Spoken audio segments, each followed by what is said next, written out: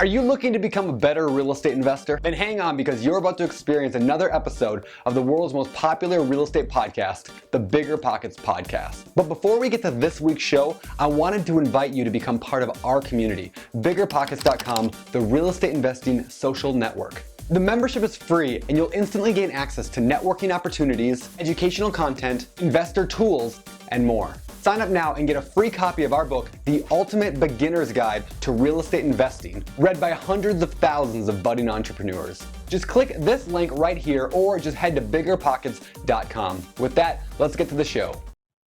This is the BiggerPockets Podcast, show 67. You're listening to BiggerPockets Radio, simplifying real estate for investors large and small. If you're here looking to learn about real estate investing without all the hype, you're in the right place. Stay tuned and be sure to join the millions of others who have benefited from BiggerPockets.com, your home for real estate investing online. What's going on, everybody? This is Josh Dorkin, host of the BiggerPockets Podcast, here with my co-host, Mr. Brandon Turner. What's going on, Brandon? Josh Dorkin, how are you? I'm doing good, man. I'm doing real good. Good. We just got done recording this episode, and it was an awesome episode. So, yeah, I'm excited. Yeah, I am too. And what's actually just as awesome is when people are listening to the show, you and I will be in San Francisco. And why are we going to be in San Francisco, Brandon? Because we are going to be presenting at... I don't remember what it was. A company. It was a small company. It's one of the smaller ones out there. Started with a G. Google. Google. Yeah, that's right. That's right. That'll be fun. Yes. Yeah. No, we're really looking forward to it. We're Brandon and I are going to be speaking at Google, helping the Googleites. I don't know what they're called, but perhaps that's what they're called. The Googleites. Googlers. That's people who use Google. Anyway. Yeah. Whatever. We're doing a little presentation on kicking off your real estate investing, and I know I'm really excited, and it should be a fun trip and should be great. Yeah, that should be fun. I'm looking forward to it. So we'll let everyone know how that went in the following week, hopefully. But yeah, all right. Well, let's get on with the show. Before we do, why don't we do our quick tip? Quick tip. All right. Today's quick tip is a CRM. If you have not heard of a CRM, you need to know what this thing is. A CRM is a customer relationship management software platform, whatever you want to call it. But a CRM can help you stay organized, track leads, remember to follow up, and keep you completely stress-free. That's not true, but it'll keep you way less stressed, hopefully, if you've got one set up. And we're actually going to talk a little bit about CRMs towards the end of this show. Our guest today is using such a system, and he's really, really fond of it. So we definitely recommend paying attention. And of course, if you have any questions, please feel free to ask them in the show notes, which you can find at BiggerPockets.com/show67. But we definitely recommend getting organized, and a CRM is a great way to do that. So check it out. That said, again, I just want to reiterate to all of our listeners, please, if you like the show and get value out of it, jump on iTunes and leave us ratings and reviews. We really, really love those. They help us to spread the word. So let people know what you think about the BiggerPockets Podcast by leaving us a rating and review. And with that, we're going to get the show started. Today's show is with Tim Gordon.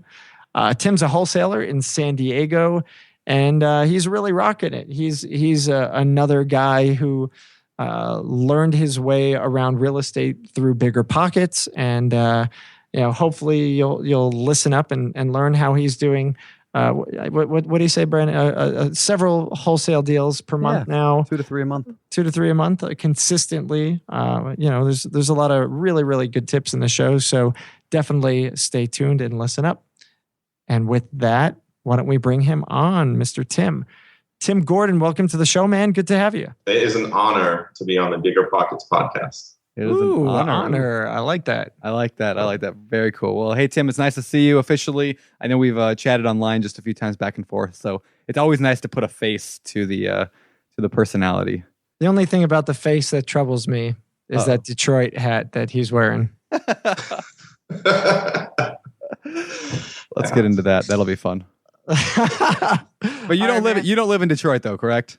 No, I'm in San Diego, California. So I've paid my dues, and I don't think I'm ever going back. Nice. There you go. But by the way, I don't know if we talked about this, Brandon.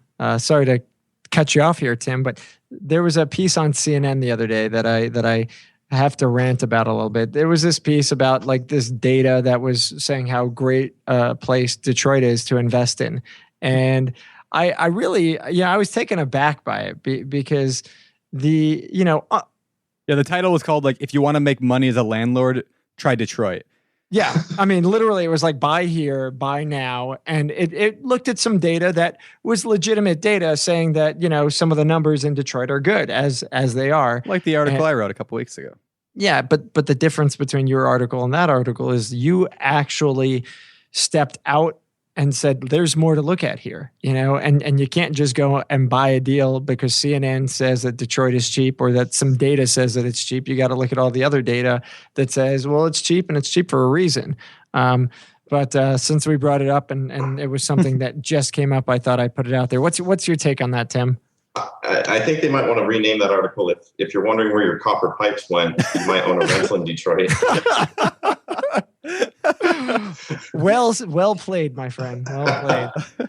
That's awesome. All right, so that rant over. How'd you get started in real estate investing? You started working on the side while you were working a full-time job, right? Yeah, it's no lie. I actually did begin it at BiggerPockets. Oh, nice. It was the summer of 2011, and I was dating a girl who was basically a private money lender. So she had the cash and she would loan it to a partner who would rehab houses, and they'd split everything down the middle. And so she introduced me to the BiggerPockets website. I would start reviewing deals with her, but I was just, someone on the sidelines. I wasn't actually doing anything, but I worked in the corporate world ever since graduating college. And so here I was working, for somebody else, probably 60 hours a week, coming home to see somebody who's been at Pilates classes all day or at the beach, and they're doing a lot better than I am. I want that job. Yeah. So, and the private lenders, on the higher level of the real estate investor world, but it's started to make me aware of more of a different lifestyle that was available to you than just working at a day job for somebody else. And I do like working and I like to be busy, but the idea of not having to work on somebody else's schedule, not having to report to other people, and that there was this thing that you could do on your own. And so that got me into the BiggerPockets. I started attending local real estate investment clubs in Southern California. And after that, it just took off. It got me interested in researching wholesaling and furthering my education. And that was where it all began. Right on. So, wholesaling is kind of your main thing now, right? I mean, that's your bread and butter? It is. I typically wholesale about 2 to 3 deals a month. Last year, I kind of fell off the track a little bit. I bought a fourplex and I bought a house and I rehabbed both of them. And it was a lot of fun and it was something that was a goal of mine to do, but it drew me away from what I really like doing in real estate, which is wholesaling. That if I can do all day long wholesaling, I'm happy. All right. So I'm going to jump in and say, first, how long did it take you to get that first deal? You decided, hey, I'm going to be a wholesaler. How long did it actually take? And then I'd like to hear your follow-up on the age-old question, because there's a lot of debate on this. Should new investors start by wholesaling? You had a chance to do something else. That is a fantastic question. So the funny thing is, it took me well over a year to get my first wholesale deal, and I'm not embarrassed to share that. You shouldn't be. I want to share that because a lot of people... Actually, you should be. You should be really embarrassed. That's horrifying. I was doing a lot of things wrong, and it took a reevaluation to learn how to correct those things to become successful at wholesaling. But it took well over a year because I really wasn't 100% committed to the practice of treating it like a business. I was treating it more like once I'm successful at it, then I will invest in it. And that's not the right method for creating any business that's going to succeed. You need to be willing to invest, willing to spend the money on the marketing, put in the efforts to generate the leads to grab a deal. And once I made a larger commitment, treated it like a business, put structure and systems in place, it took me 3 months to get a deal, and I was cranking from there on. And then in regards to your question, should new people wholesale? I'm not sure, honestly. I don't think everyone should. I like to say that there's a place for everybody on Real Estate Island, and everyone has different personalities. And if you're trying to force yourself to do something that doesn't make you happy and doesn't excite you, I really don't think that you should be doing that. So for me, I'm a very outgoing person. I come from a sales background. I like to chase, things. And so wholesaling to me was a perfect fit for my personality style and for what my background training had been in business. If it hadn't been, I don't think it would have been a wise move. I think partnering with experienced individuals in whatever field of interest you have is the best way to begin. So if you're interested in flipping, you should shadow an active rehabber and learn the process from them. If you want to be a landlord, then you should shadow a landlord. If you want to be et cetera. So I don't think you should just start in wholesaling. I think that's really poor advice. I think you should start by partnering up or becoming almost like a mentee to somebody who is the next level above you and where you want to become. Gotcha. No, that's definitely good advice. Yeah, for sure. So why inevitably did you actually end up picking wholesaling to start with?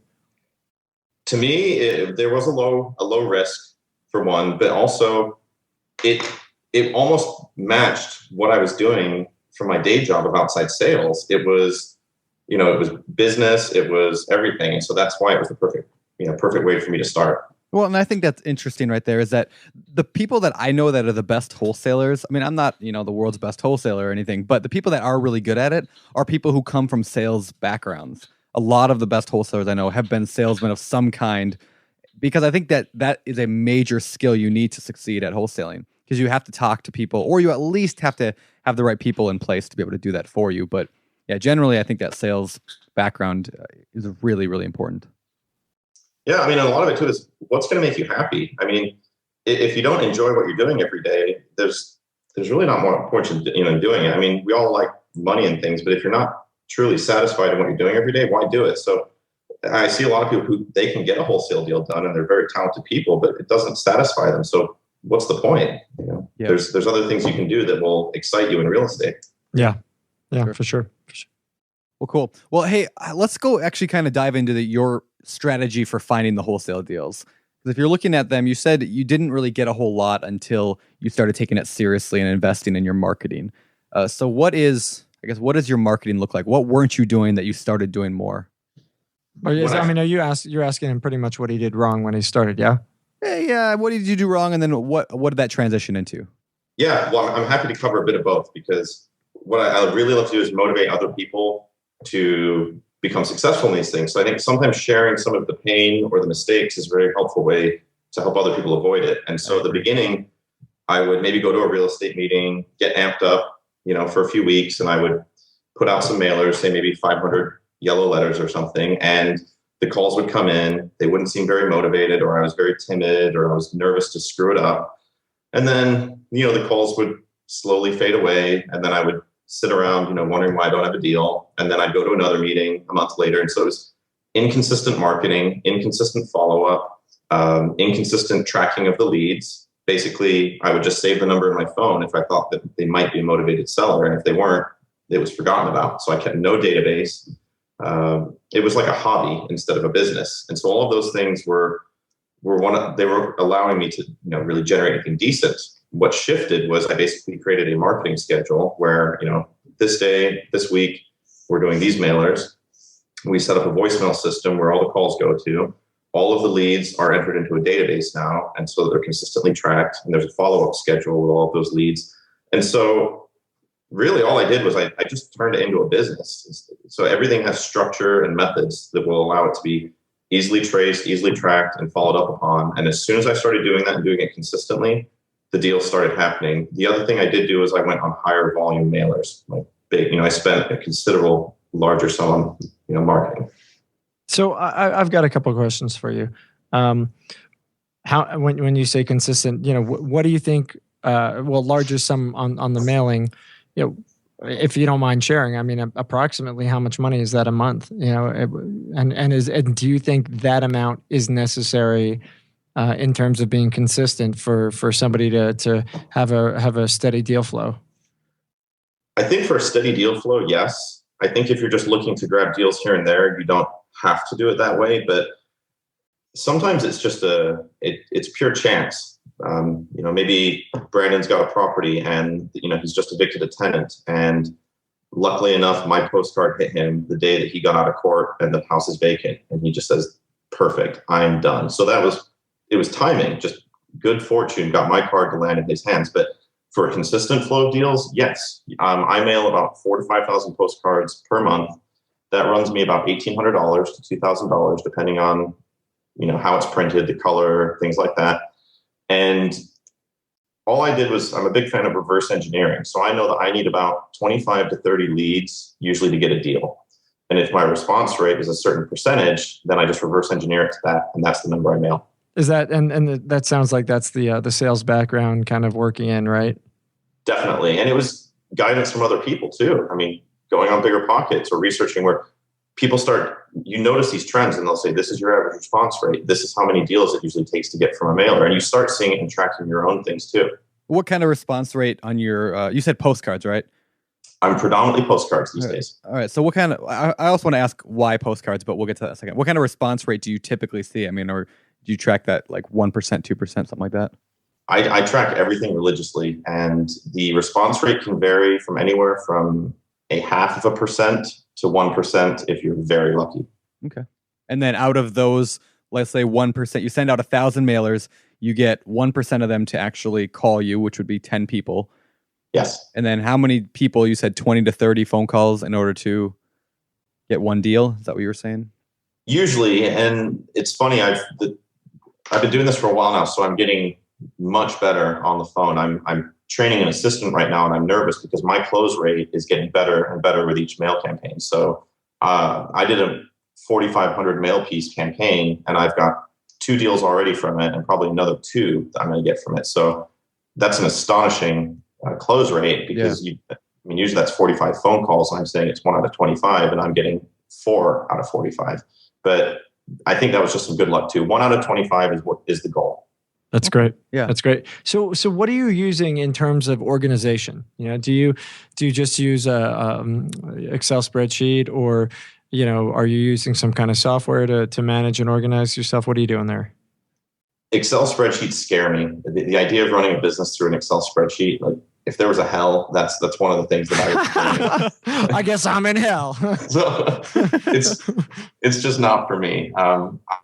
There's a software called Zoho, and they make a customer relationship management software. And this again was some good fortune from my sales background. I used Act there. So you've got Act, Salesforce, Zoho. There's tons of them. So you can just pick one that is more suited to you. I like Zoho because it's cloud-based. And I've actually completely customized it to my business. And so, Josh, Brandon, either of you could log in. You could see what deals are in escrow, what stage of the closing process. You could see what the new leads are. You could open up a lead and you would know the owner, how we found them, the transaction details, the numbers, the property details, and their exact situation. And you could just walk into it and know everything. And the reason I did that 1.5 years ago was because I knew that eventually I would be hiring in somebody, and I didn't want them to be trying to figure out how to work my way. I wanted them to be able to sit down and know everything from the minute they looked at it. That's nice. Great. That's awesome. Yeah, I've not used Zoho, but I've heard about it. And I really need actually, because I am also in that hell of Excel spreadsheets everywhere. Well, I shouldn't say Excel. I use like Google Docs, which is probably worse because it's cloud-based at least, but it's not as fancy. So anyway, yeah, I've been needing to do that for quite a while now. Let me go back to the phone call thing. You said when you were starting, you weren't very good at it. This is an area I absolutely suck at. I just don't like talking on the phone. And so, which is ironic for co-hosting a podcast. That is rather interesting for a guy who doesn't shut up. I do not like talking on the phone. Like I just hate it. My voicemail right now, if you call me, don't call me. But if you call me, it just What's your number? I'm not gonna say. My voicemail is, "Hi, I don't answer my phone, so this is important. Leave me a message and I'll call you back." Maybe. Like that's my voicemail. That's awesome. Way to have a good voicemail to attract clients. That's not my business voicemail, like my lead voicemail. But anyway, I want to go back to the phone call. Can you kind of walk me through this? How should I, as somebody who's terrible and does not like using the phone? How do I get better? What do you do? What do you say when people call you or when you call them back? Should we role play? I want free advice here. It's funny. I mean, but before I enter that, I will tell you, there are a lot of sellers who share that trait with you. And so there's a lot of people who share these traits. And so they might actually prefer to talk by text message with you. And so with some sellers, you can actually read that they're not that into speaking on the phone too. And the call will slowly transition to text message. I've bought houses by a text message from sellers before because you could tell they didn't want to speak on the phone. But you just have to have a friendly enthusiasm to it. And the more you do it, the more comfortable you get. And I actually, I feel very Californian saying this, but if I know I have a day full of phone calls to make to sellers, I will actually meditate for about half an hour prior. And I don't know what about it does, but it just gets me in the zone. And I start calling them, and I think it puts me in a happier mood, and I just start getting friendly. And really, what I like to do is I like to kind of be a chameleon. So I match my tone with their tone, and I will record all of my phone calls so that I can listen to them later, and also for training purposes for my new assistant. And so being aware that I'm recording the phone call for some reason makes me more aware to be better while I'm on the phone with them. And so if they're speaking slowly, I'm speaking slowly. If they're speaking fast and they're just saying, give me the number, what are you going to pay for my house? What do you want? Then I go right back at them at the exact same speed. Hey, and just a quick thing on the phone call. Anyone listening, you be careful recording phone calls because there's things called wiretapping. In some states, if you don't have permission of the other person, you can get yourself in a lot of trouble. So make sure you know your local laws and make sure it's okay. And if it's not okay and you have to put disclaimers in the call, make sure that you do that. It's something really important to know. Good. I did not know the that. more you know. Good advice. All right. You get a person on the phone, you talk to them, and they say, I don't know. Let's say they say that. How much you want to pay for my house? I mean, what do you want to buy my house for? Yeah. Yeah. Well, I might hit him right back and say, why do you want to sell it? I don't like my wife. And then I say, okay. And while I'm on the phone with them, so the lead comes in and they leave their address and their phone number. So a better situation is I already have their address. I've looked it up online. Yeah. I've got a quick idea. If I just have to throw a number out because they're putting pressure on me, then I'm going to throw a really low number out. And if they have a bad reaction, then I can say, you gave me 10 seconds to think, so that's my price. If you want to give me some more time, I'll get a better number if you let me research what I think it's worth. Okay. Gotcha. And if they're coming at you aggressive, you have to be just the same to them. Otherwise, I don't think they'll respect you. Otherwise, you really have to, and it's probably a bum lead anyways if they're being that aggressive with you, but you want to take them all seriously. So I would throw a number right back at them just as quick as they've asked me for a number. All right. So you get, let's say 25. I mean, let's say you send out what we talked about earlier. You send out 1,000, let's say you send out 3,000 mailers, and at 1%, you get 30 phone calls out of that. They leave 30 voicemails. Do you hit all of them like once a day? I mean, once a week, once a month? Like, how do you return those phone calls? We're going to go right away. We're going to try and get them because that's a hot lead. So the minute that call comes in, all time is dedicated to returning those as fast as possible. If we succeed at speaking with them, then we go to the next step, whether it's setting up a meeting or getting them an offer, et cetera. If it goes to voicemail, we're going to leave them a voicemail every day, every other day, pretty much until they call us back. And then we're going to get them, if they're not very motivated or they're mediocre, we're going to set them up into a follow-up cycle. So once a month, twice a month, we're going to do a follow-up call to them. Because sometimes the best deals come from the follow-ups. And honestly, that's where a lot of the new wholesalers fall short, is they do a mailer, the calls come in, they don't have a way to track them properly, and then they forget to start following up with them. Now the daily phone calls sound kind of like the collection agent. I wonder, is there, I mean, I don't know because I'm not tracking your numbers, but I would wonder, does it come to a point where that almost annoys people and turns them off? Oh, this guy's being a pain, he's too aggressive, or I don't know. It's just one of those things I would question. What are your thoughts? Yeah, I agree with you. I think for the first week, we're going to go pretty aggressively. And after that first week, it'll start to taper off, usually because there's other tasks that we're trying to focus on. But that's actually an area that I'm trying to structure better because I'm bringing on help. And so before they would taper off because of my schedule, now I do agree to be not too aggressive. They should taper off, but we're going to start to design whatever we deem fit be the best follow-up practice. I got you. And I mean, if it's working, not that I'm saying we want to go annoy people, but if you're annoying 9 out of 10 people, but 1 out of 10 people sells you a property you can make a $5,000 profit off of, I mean, 9 out of 10 people can be annoyed for me to make $5,000. You know what I mean? Like, wow. I'm not saying like let's be jerks. I'm in the annoyed industry. right now, Jerky. Yeah, wow. It's a very good point, Brandon. Here's another one. So Thank you. You don't like talking to sellers, right? And it was like, what if I gave you 10 grand for making a phone call? Yep. You do it, right? I would. So that's what you're missing out on. That could be one of those $10,000 phone calls that you're not making right now. He just called you out. He just said, get over yourself. And well, I mean, I know I need to do more of it. Yeah. It's not my, kind of you said earlier, right? It's like some people excel at certain things. I figure I really like, small multifamilies. I can buy them from banks all day long. I mean, things like that are easy for me because I don't have to like talk to anybody ever. And I get like chocolate at the, the escrow company. They give out free candy. I mean, that's I got a butter knife. Who gets a butter knife? You got a butter knife at closing? Wow, yeah, nice. with an engraved butter knife. That's funny. I felt like Wayne in Wayne's World, where he's like a gun rack.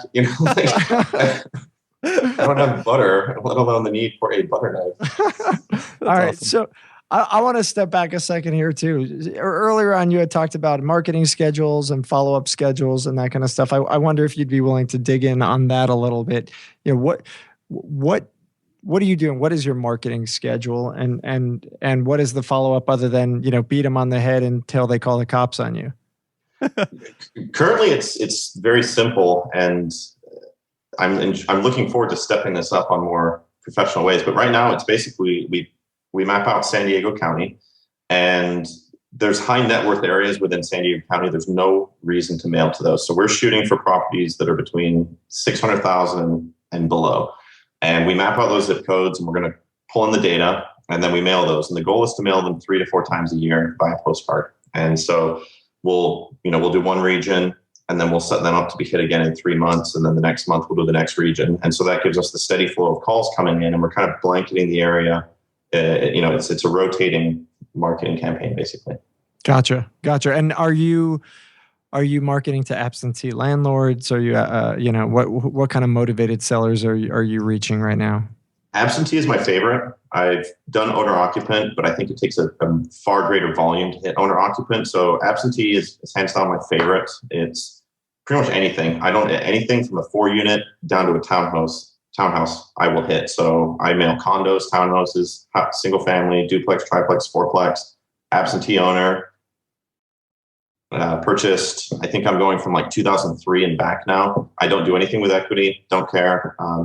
If they're upside down, then I'll refer it to someone to do a short sale. So I hit a pretty broad list. Gotcha. So what do your deals typically look like? I mean, I think most wholesalers that we probably have spoken with, and I think I'm going to generalize, most people I think who are probably wholesaling are probably doing so on cheaper properties than 600,000. Maybe I'm wrong, but I haven't spoken to a lot of people that really target as high as that. So what are you making on a typical deal? It'll vary. It's kind of funny. It's usually pretty darn close to what a realtor would make. So in most cases, I'm actually still saving the homeowner money versus listing it. Because if you look at 6% of a $600,000 house, that's a large sum. So a wholesale fee could vary anywhere from $50,000 to $2,000. I've got other friends who close much larger ones in this area. The high value of the properties allows for a larger spread. So that is an advantage that we have, but it is a more competitive market. But on average, I'd say $10,000 to $40,000. Gotcha. So, Yeah, go ahead, Brandon. Well, I was going to say, you mentioned it being a competitive market. So these people are probably getting multiple mailings. They're probably talking to multiple wholesalers. Why do they pick you? Why do you even succeed above the other ones? That's a very good point. That certain lists, and everyone has agreed on this, that sometimes these lists sometimes you get lucky. Sometimes it's timing. Sometimes you are competing against other wholesalers. And if you're competing against other wholesalers, and we've got some really savvy individuals here in San Diego, you've got to know your numbers very well. And you've got to know the buyers that will pay the absolute most for a deal. And that's that's one of the ways that you're going to succeed. But you've also got to be genuinely liked by the seller, and they've got to know that you're there to do what you say you're going to do. So you've got to come across as very confident, know what you're doing, and you've got to be able to deliver on any promises that you make. And if you can express that effectively to the homeowner or to the seller, you've got a pretty good chance of succeeding. Hey, I've got a question. I think I probably ask this every time we have a wholesaler, but again, there's so many people getting into it that I think it's important to re-ask the question.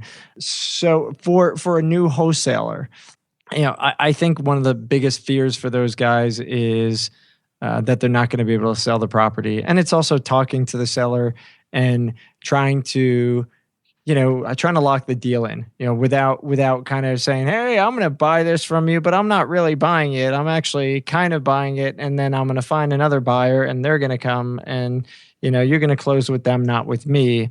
How do you get past that? How can new investors kind of overcome that? Is there any just easy one-liner that helps them get through that, or what? Well, I will say this. I was absolutely terrified the first time I had to try and lock up my own deal and met with sellers. It was scary. So you're not alone if you're in that place right now. But what's important is that you keep pushing forward and trying to improve yourself and go through this, because the next time it's going to be easier. And so it's really no different than a rehabber who's got a hard money lender or a partner. They're going to lock up a deal, and then their partner is going to review it, double check the numbers, and then they're going to agree or disagree on whether or not they want to close on that deal. That's exactly what I'm doing. I'm looking at a deal. We're going to secure it at a certain price, and then we're going to bring it to other partners who are either going to decide, yes, we want to buy it, or no, we don't. So it's the same practice. It is slightly different in terms of who's actually rehabbing the property, but I have partners, and we're going to introduce it to one of them who's going to invest with me on this property, and they're going to have the final say on if they think it's a good buy or not. Gotcha. And then in terms of the actual dialogue, so you are telling these folks, hey, listen, I'm a buyer of this property, and do you explain the and/or assigns, or do you not explain that to them in the agreement? How do you handle that? It'll vary on each deal. If there's someone whose personality style is that they want to know every nut and bolt to the process, then they're going to be made aware that this property will be closed on in another company's name, because they're the person with the money and they're the person that rehabs it, and I'm the person that finds the properties. So my purpose to this partner is I'm the deal finder. They're Gotcha. the deal fixer. And so I take on a acquisitions role, basically. That's what I'm here to do. I'm not the fixer. And if it's someone who that's not an interest of theirs, then it's not really discussed, because there's really no need to bring up something that they're not interested in. Gotcha. No, that makes sense. Cool. All right. So you're wholesaling. Sounds like you've got a pretty steady deal flow going. Are you still working? You've still got a full-time job, or how's that work? I do. I have a full-time job in outside sales. It does have a flexible schedule, and it's a job I've had for 5 years. I'm fortunate to have it because it's allowed me access to some really sweet loans, which is why I bought those properties. Nice.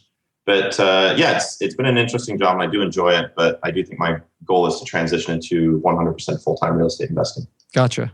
And you brought up something that I know that we always harp on when we hear it, or when we have an opportunity. Working and having a job, and having that paycheck coming in, definitely gives access to more money. It certainly helps when you're trying to get a loan.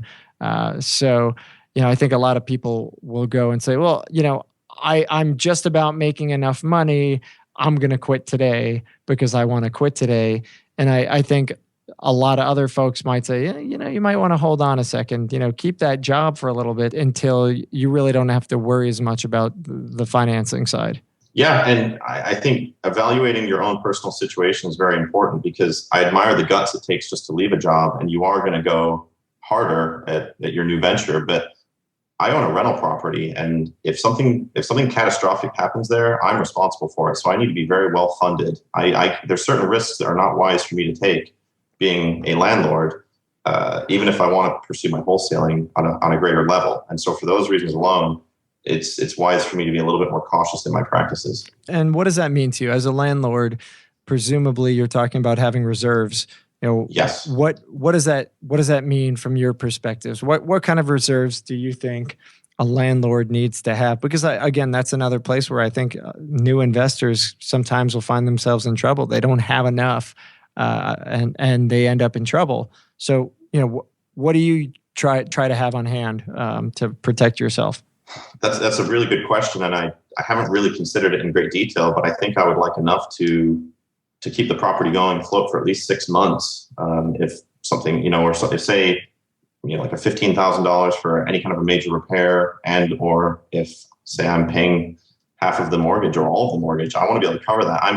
I'm in the process of getting a wholesale deal right now from someone who has no reserves. Both tenants decide to stop paying the rent, and he's going to either lose the property or sell it to me because he doesn't have any cash reserves. Yeah. So seeing that makes you wise up to what you need to have to be prepared. Yeah. I like the idea of having a float. You want to, assume the worst, right? I mean, it sucks to think that you might have, completely empty units for X amount of time. But I think if you're conservative, 6 months is probably not unreasonable to say, hey, I want to make sure I could cover all my payments for 6 months and have some room for some big CapEx in case that comes up.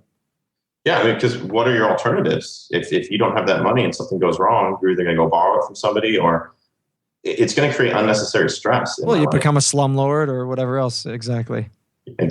Yeah, right on. Cool. Before we dig in a little on the landlord stuff, I'm actually curious. We were talking about the mailings and things like that. I wanted to ask you what your postcards say. What's your messaging? Okay. Well, it's obviously everyone can't see it, but I can show it to you guys through the camera. But it basically has vertically down the side of it, it says notice in big letters. So when you get in the mail, you think you're in trouble. You think you're behind on a bill, yep, or something's happened. It instantly makes you think. Here, put that back up on the screen. So you're thinking, crap. And oh yeah, that's not good. And it's a very simple. I mean, these cost me under 40 cents a piece. I've made a point to personalize them. So I actually had someone create a formula in Excel. So when the full name shows up on the title, it could be Smith Family Trust, with the date, or so-and-so, the formula will actually turn that into Dear Smith Family, or Dear John Smith, or Dear John and Mary. And it'll include every owner's name in there, just so it's a little bit more personalized. It just says, my name is Tim Gordon. I'm interested in buying your house at, 1234 Main Street in San Diego. I buy several houses each month, and I'm looking to buy more in the area. And I actually just changed the copy on it a little bit on the last one. And I'm trying to do more calls to action. So it says, find out why the timing is right in 2014 to sell and call now. There you go. So it kind of teases them that, there's something going on. And I have been getting more calls from people who are at about a break even, and they are accidental landlords, and they're seeing that it's about that chance where they can get out. And I really enjoy those leads, actually, because it's people who don't want the house. They don't want to own it, and they're sick of the problem. So someone like me to come in, and I'll take it with or without the tenants, with or without repairs. Right now, they're thrilled. I mean, to them, it's the best thing they've ever heard of. Yeah. It's a great. I mean, listen, I had some property that was problematic to me, and I sold it direct to an investor. It was the same thing. I wanted this thing gone. All the properties around mine were going belly up and vacant, and I was like trapped in this bubble of hell. And literally the only option I had was to just dump it, right? And sometimes you got to do that. Sometimes circumstances, come in and bite you. And I think when an investor could come in and save you from your hardship, that's gonna be a net benefit. And so I think that's part of the pitch, obviously, on the side of the investor is, hey, I'm not here. I'm not the bad guy, right? I'm here. I'm trying to help you out of this difficult opportunity, because you know what? The realtor is going to come in and they're going to try and sell it for the most money. And it's, they're not necessarily, not always, but they may not always have the same interest at hand. Your interest when you're in that trouble is to dump. You want to get rid of this thing and get rid of it fast. And it typically doesn't mean trying to sell it for the most money possible. It's trying to sell it for as fast as you can. Yeah. I mean, I'm a problem solver. That is my purpose to the sellers. I'm there to either deal with the fourplex I purchased had heroin dealers in it. Nice. It was an old lady that lived in a nursing home. Her family saw the liability with that property and they wanted it gone. And I took it with everything the way it was. So I was a problem solver. That's all I am as a wholesaler, is a problem solver. Nice. Yeah. Nice. I think that's well put. Well, hey, before we leave the wholesale topic, I want to find out a couple questions about cash buyers. Like when you're selling these things, are you primarily selling to flippers or landlords or both, or which one do you prefer? It's a mix of both. And this is where my love of sales comes to my advantage. The best deals to wholesale are going to be rehabs to cash buyers. And what I like to do is every couple months, we'll have a title. The title company will give us a report of all cash transactions in our target markets. We can then see what companies are buying the most properties. And that gives us a good indicator of, one, who the big dogs are. Two, everything in California is public record. So you can go look at that deal, see what it was bought for, what it was sold for. We can then find the buyers who buy at the thinnest margins. Those are the people that you want to sell your deals to. And in most cases, I'm buying a deal for the same price the average rehabber would buy it for. It's just that I'm selling it to the rehabber who will buy it at the highest price. Nice. And so anything that's a flip, we'll go to them. In San Diego, not too many are going to make sense as a rental, but the few that do, I have wholesale to buy and hold buyers. And it's a more detailed process because a flip is a 6-month decision. You're going to be gone to that thing in 6 months, whereas a rental, you've got long-term things. And so now that I've owned a fourplex, I can present a rental in a more professional manner. I'm going to give them a profit and loss sheet. I'm going to be able to tell them what the market rents are. I'm going to be able to tell them, what the tenants are paying for, what the leases state. And so we're really presenting it to them as an investment opportunity and less of a flip. And it takes a much more detailed and professional approach if you're going to succeed at selling a buy and hold deal. And those, those prepared reports that you've got, the professional package that you put together, is one of the advantages that you have over the next guy as well, isn't it? Yeah, and you've got to answer every single one of their questions before they ask it. If we wholesale a triplex to an individual who actually got a conventional loan to buy it and closed in 3 weeks, and we sold it for more because we knew it was in his target market. He owned other rentals in that area. We found that from a title search, so we called him and said, "Hey, you own 2 on the street. You want another one?" We know that he is the person that wants that deal more than anyone, but we had to present him with all the details so that he could move forward. And in California, they need to know about the tenants, if they've got problem tenants, what the leases state, who's paying for what. All of those items are critical. If I was going to buy a deal, I want that. So I know I need to present that to whoever's going to buy one of mine. Oh, yeah, that makes sense. I mean, different properties for different types of people. So you need to just do your research and find out who wants what. So speaking of that, then, how many cash buyers do you have on your list, and how many do you need? How much does a wholesaler need? I think I've got about 200 on my list, and I've probably only sold to 6 of those people. So. Wow. Yeah, and that's actually a really good point, right? Like you don't need 200 necessarily. You really don't. I mean, I'm kind of torn. I think it depends on your availability of time. For me, because I'm doing so many things, I would rather find the deal and then find the right buyer for that deal. So if we just wholesaled a teardown where literally it's in a tremendous zoning where you can put 3 townhomes on it. So we tied up the deal. I shot it out to some of my regular buyers, but they're all rehabbers. They don't want a development deal. So we had to reverse engineer and find a local individual who is developing in the area, and he bought it right away. So there would have been no need for me to go out and find those types of buyers until I have that type of deal. So I think you should have rehabber buyers, but then find the rest when you have the deal. So you think buyer's list comes after the deal then, obviously? Definitely. Okay. Definitely. So newbies, those folks are telling newbies, go build a buyer's list. Go for $9.97. I'll teach you how to build the biggest buyer's list in the world. Yeah. That's a bad idea. A waste of your time, probably. Yeah, you could honestly do both. And we've just got a new website up. So we'll have a link where buyers can go to the website and opt in to the buyer's list. And so what I would like to do is send a mailer to all the cash buyers for the last 90 days and say, we're wholesalers, go to this link, add yourself to our buyer's list. Then we've easily added more buyers that way. And so I think people should do both. But if you're going to ask me what's more important, hands down, the deal. Nice. Yeah, I'm with Josh there. I always see like ads online all the time that just say things about cash buyers. And I think the reason why is because that's something that's very easy and like, attainable, right? So yeah. if you pay $1,000 to learn how to build a cash buyers list, you think you got $1,000 worth of work because all of a sudden you have a cash buyers list. You got a list. That's all you got. Yeah, you got nothing. It doesn't matter that it doesn't give you anything. Like it will never produce without the other half, which is the more difficult half.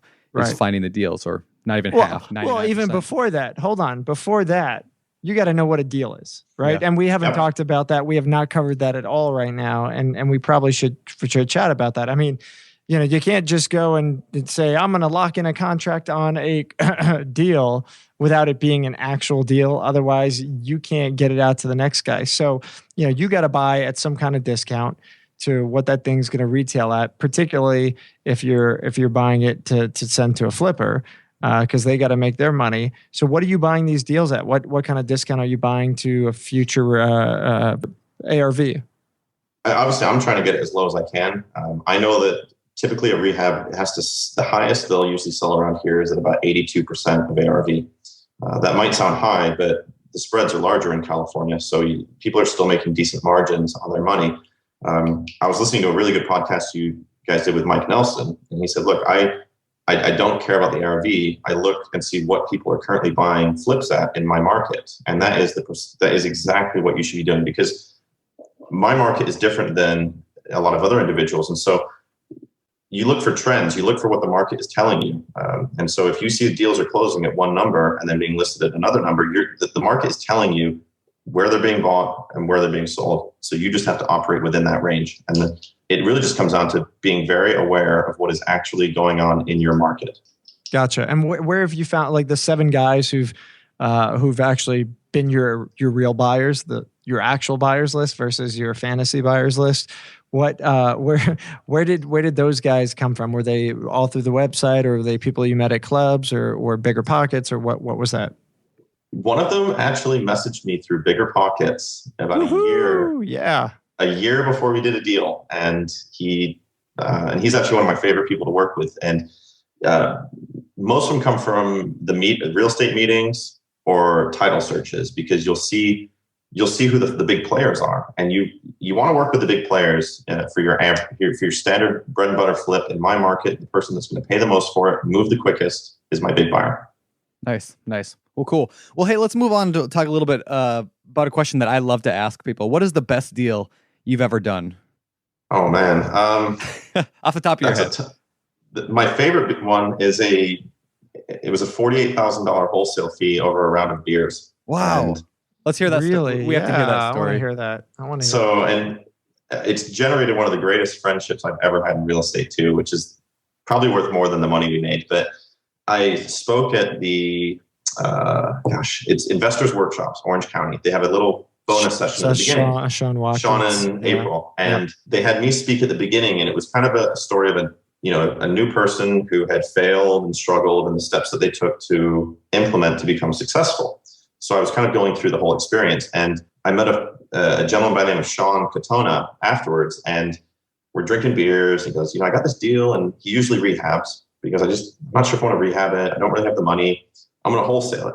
I was like, well, cool. I go, well, what are the numbers? Tell me the numbers. And he goes, okay, well, it's worth, I think he said it was worth, 600, and he was going to wholesale it for, I think it was 410 or something like that, or 420. He was going to make 10 grand on it. And I knew instantly that there was a lot more to be made on this deal. And so I just basically said, Sean, can I have one day to try and sell this deal? I said, how much will you be happy getting a check for?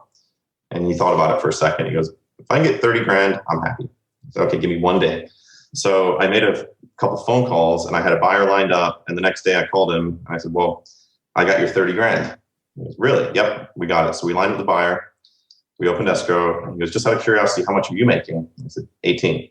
And so I made 18 grand for a phone call, but I also made him a lot more than he expected to make. So over a round of drinks, we generated a $48,000 wholesale fee and a fantastic friendship. We've done, I think, 2 or 3 more deals since then.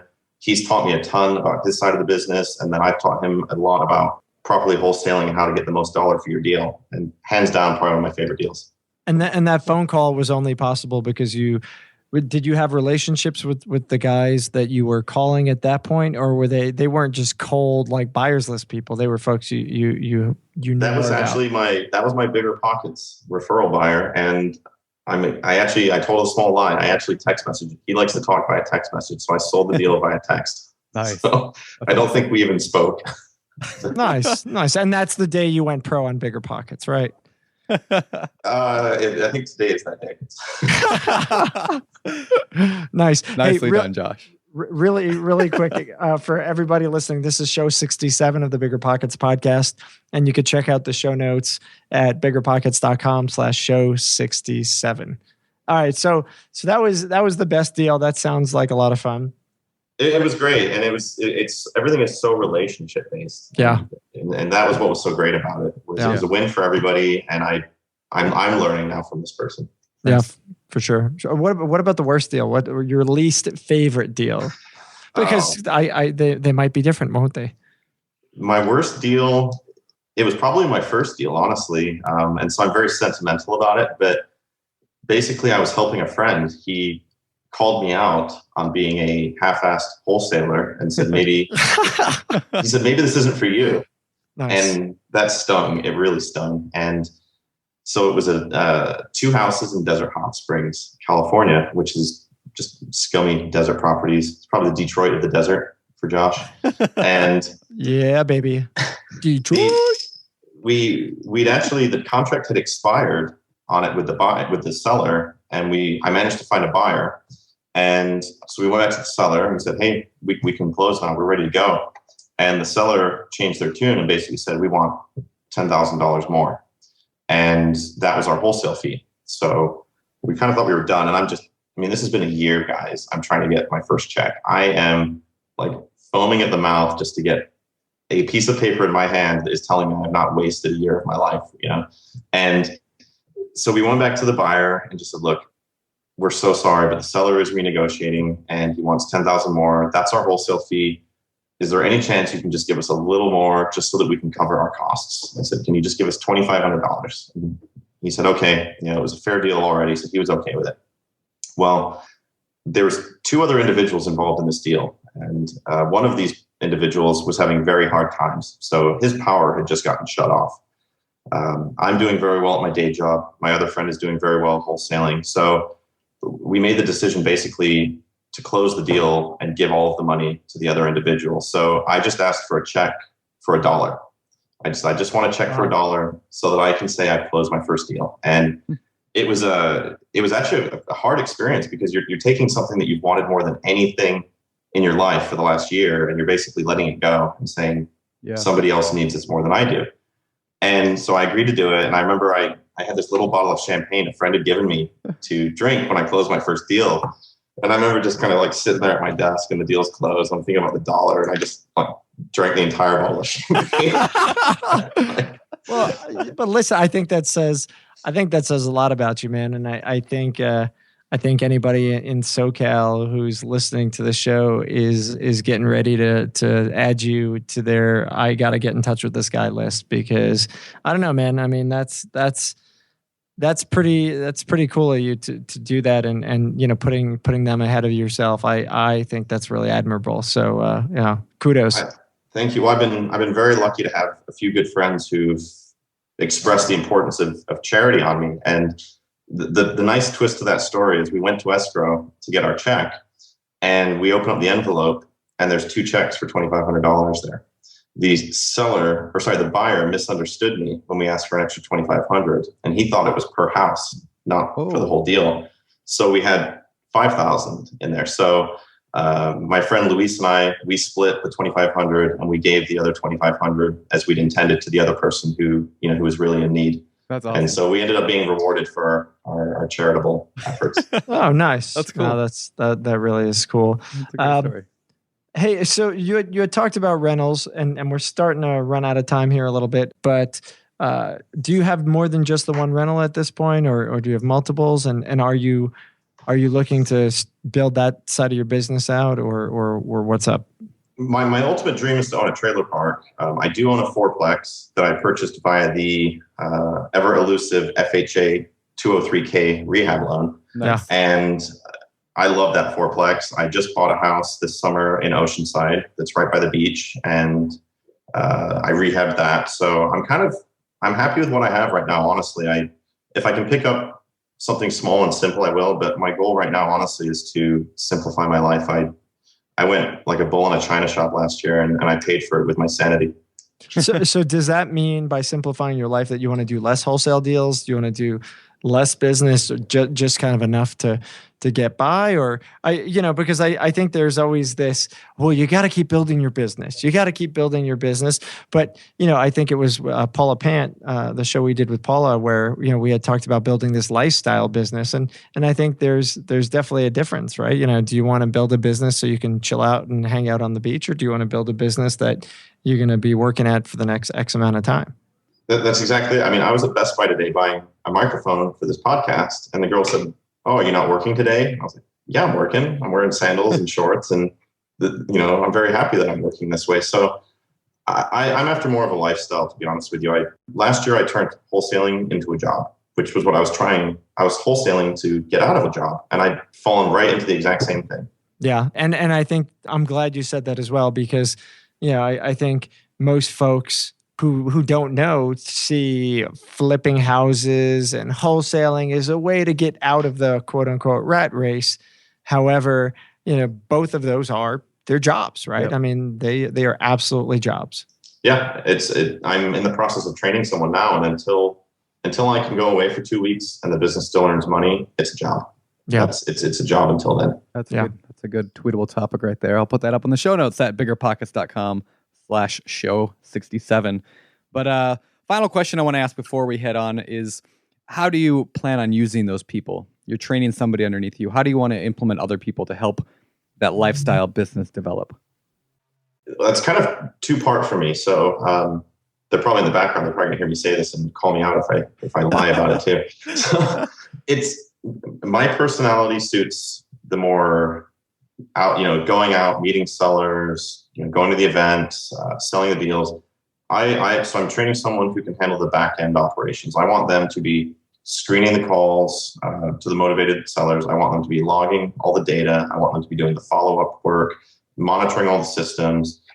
So I want someone who's going to run the back end of the business for me. And then I can be free to, I get like an APB that we got a hot lead in this place, and then it's on to me. My job is not to deal with the filtering anymore. It's just to deal with the hot leads. You're the closer. Yeah. Nice. Yeah. And it makes sense. I mean, that goes with the whole 80-20 principle that, Tim Ferriss has kind of popularized, though I know it's, bigger than Tim Ferriss. But the whole idea of whatever you're good at, like that 20%, focus on that, outsource the rest, let other people take care of that. And you can work, 4 hours a week or whatever it is the goal is. So very cool. Very Pareto's principle. Yeah. Not Tim Ferriss' principle. I'm just saying he popularized it. All right? Okay. I mean, just clarifying here. But all right. Well, why don't we move on to the... It's time for the fire round.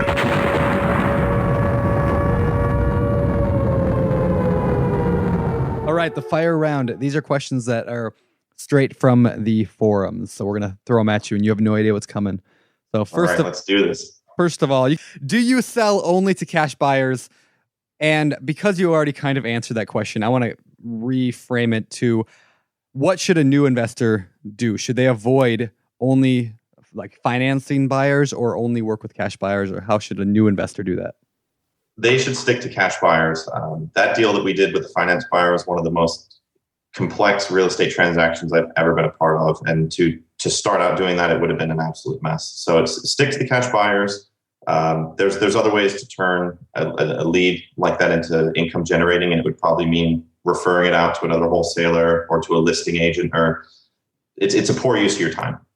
How for those people listening, how can somebody make money referring a lead to another wholesaler? How would they monetize that? Just if you could explain it out for us. That's one of my favorite ways to work. About a quarter to a third of my business is working with other wholesalers.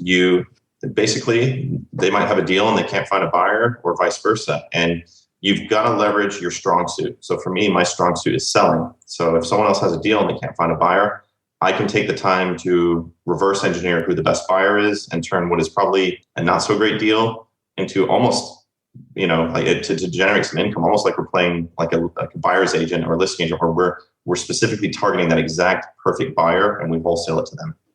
Great. Gotcha. So you collect a wholesale fee, and they collect a wholesale fee, and everybody collects a fee, and that's it. Can I get one? Yes, and it builds great camaraderie amongst your local investor community too. So you always want to be there to help your other wholesalers. They are not competitors. They're your allies. Tweetable topic right there. Boom. Boom, boom, boom. All right. Here's the next one. If somebody only has about $500 a month for marketing, is it worth it? That's a tough one. I think I would tell them to go door knocking and get handed some serious rejection and get used to being really on their feet. And I think if they've got the guts to go door knocking and try it, and no matter what happens, they're still enthusiastic about real estate, then yeah, I think they should send out some mailers to get the phones ringing. But I think the first thing they should do is get up off their feet and go knock on some doors and see what happens. I agree. And I tell you what, that was the first thing I did when I was an agent. I found a farm that I wanted, and I created these really cool door hangers that I printed with my face, all sorts of stuff. And I literally knocked on every door in the neighborhood, and that was terrifying, absolutely terrifying. But taught me a lot, and taught me, that people aren't going to bite you, and the ones that do, you just kind of move on, and that's it. And you get to learn and really know those neighborhoods that you're farming. It's like a commitment by action. If I knew somebody had gone door knocking and then they asked me for help, I'm 10 times more likely to help them because I know they've just gone and done one of the scariest things you can do in business. And that might be my favorite tip from this entire show is right there, that if you're out there, if our listeners, they want to get into wholesaling and they want to find a mentor of some kind, like what you just said there is perfect. Like, go out and do something scary first. Go out and prove that you're serious about this business, and then go and talk to somebody about, hey, do you want to work with me and help me out? That's exactly it. All the difference in the world. I love that. Very cool. Well done. Yeah. All right, cool. All right, next fire round question. Somebody called on my direct mail and they were extremely angry. They left a voicemail. Should I call them back? I do. This is part of my metrics. I know the cost per phone call, and it averages $40 to $60. So I just paid $60 for that person to tell me to F off. I'm going to call them back. That's a good way to look at it. That's a great way of looking at it, is figuring out how much you make per phone call. And I love that. That's great. I never heard anybody say that before. It is hard not to follow up when you're looking at that lead and you know that you just sent it's $60 is sitting there and you're not doing anything with it. So, you never know. The odds are that it's probably not a motivated seller, but I think there's good practice in doing habits consistently. So yes, I would call them. So what was the worst thing somebody's ever said to you? Well, that person hasn't called me back, in fact, and I've called them a few times. I think someone called me a vulture. Someone's called me, things like that. I could care less. I'm not affected in the least by those things. I just wish them a great day and move on to the next lead. Nice. All right. So in wholesaling, when a house is put under contract to be assigned to a buyer, who's responsible for the property being inspected? Is it you? Is it the wholesaler? Is it the end flipper? Who takes care of that? That is 100% on the buyer. And this is another way to weed out your tire kickers or other wholesalers. Is I require a $5,000 non-refundable deposit to tie up my deal. You do not get an inspection period. I will give you full access to the property so that you can do your due diligence, and I want you to be comfortable. But you cannot secure this deal until you're ready to write a check for the entire property. So you're going to give me a $5,000 non-refundable deposit. The buyer is responsible for all due diligence. Interesting. Got it. And did you do that all along, or did that come out of getting burned? That was actually guidance from another respected wholesaler, and it eliminates the tire kickers, and it really pushes you towards the serious buyers. As long as it's not hanging off the side of a cliff, they'll be able to tell you within half an hour if they can buy it and what their number is. And those are the people you sell your deals to. Yep.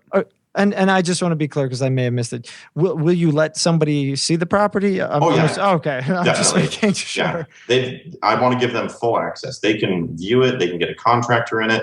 I want them to be 100% comfortable with the purchase. I'm just saying you cannot secure it to purchase it until you've done all those things and you're willing to fund a non-refundable. Sure, of course. Hey, I want to go back. Now that you said that, I know this is fire round, but whatever. I want to...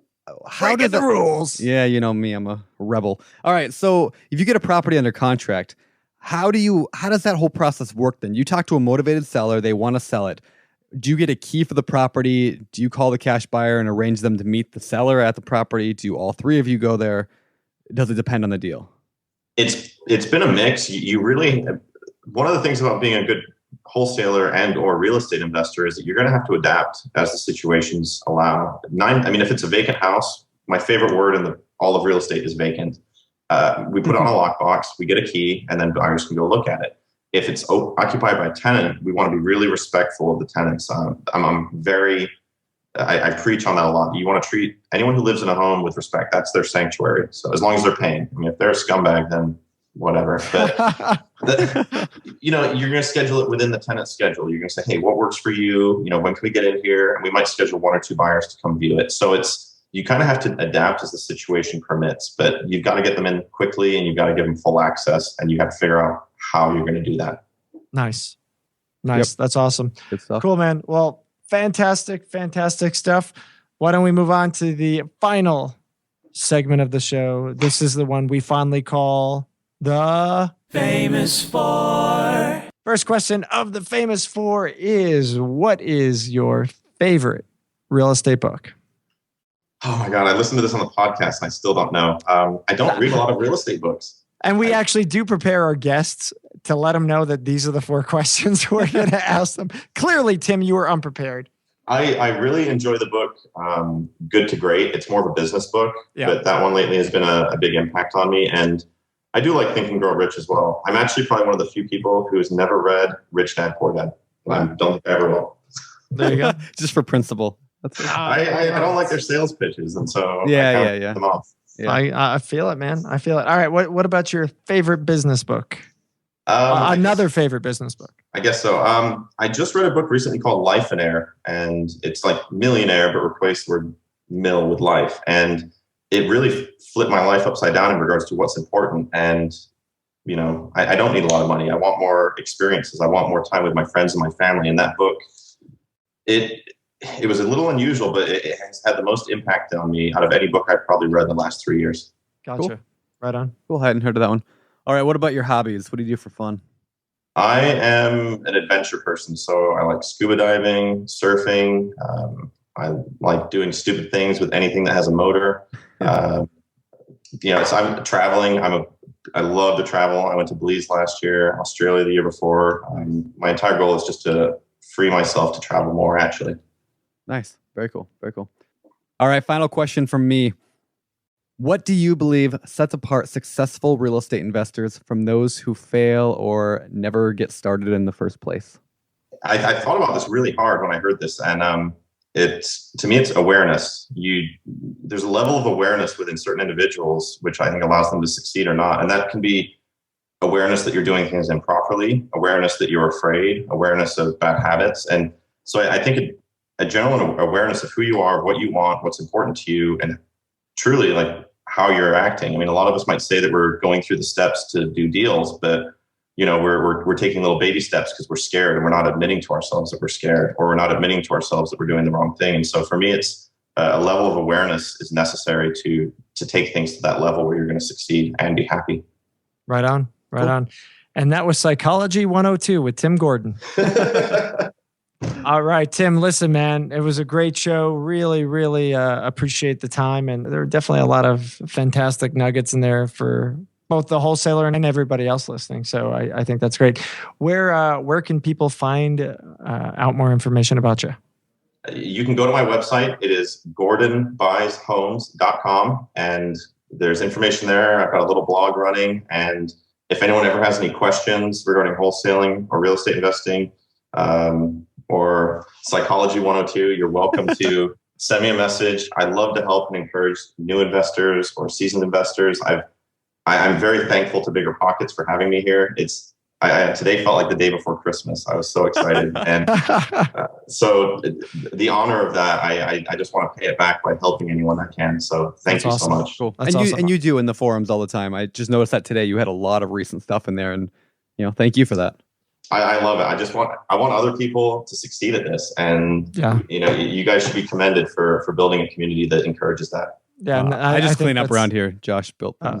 Yeah, thank you, and that's the ideal. That's what we do. That's what we strive for. And you're the guy that we want. You're the people, so to speak, that we want. We want people who are there to, not only go out there and change their own lives, but, try and be helpful to others. And it's great that we fostered that. So it's great. And, speaking of the day before Christmas, I'm sorry you had to put up with the Grinch on the other side of the mic over there, but he's all right sometimes.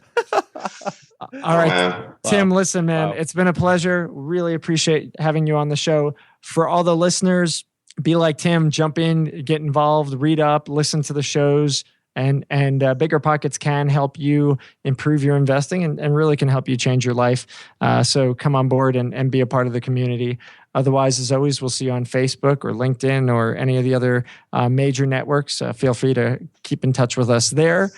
And last but not least, get out there and make it happen, guys. We want to see you be successful. We want to hear about it. So share your stories with us, and we'll see you back on BiggerPockets. I'm Josh Dorkin, signing off. You're listening to BiggerPockets Radio, simplifying real estate for investors large and small. If you're here looking to learn about real estate investing without all the hype, you're in the right place. Be sure to join the millions of others who have benefited from BiggerPockets.com, your home for real estate investing online.